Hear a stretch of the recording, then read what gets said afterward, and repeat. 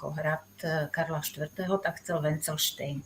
Z nejakého dôvodu sa to neujalo, možno, že viac v tých nemecky hovoriacich oblastiach Európy, ale u nás nie, takže nakoniec sa to ustavilo buď na Nový hrad, alebo hrad Václava IV. Niekedy znova sa k tomu vracajú, ale ten Wenzelstein alebo Wenzelstein niekedy nie. Ide o zhúcaninu hradu, ktorá sa dnes už nachádza na území samotnej Prahy. Bývam od nej vzdušnou čiarou asi 500 metrov, možno ešte menej tou vzdušnou čiarou. A priznám sa, že keď som sa sem sťahovala, tak som o ňom veľmi nevedela, pretože som bola dosť krátko v Prahe.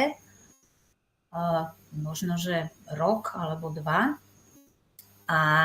Ale už napriek tomu boli so mnou nejaké rozhovory na iné témy v časopisoch a raz v autobuse, keď som šla práve domov, tak ma oslovil jeden taký veľmi príjemný pán a vysvetlo, že je astrológ a spoznal ma teda asi podľa nejakej fotky v niektorom z tých časopisov a začali sme sa rozprávať a on mi práve vysvetloval, že v tomto Krtskom lese sa nachádza srdečná čakra Prahy.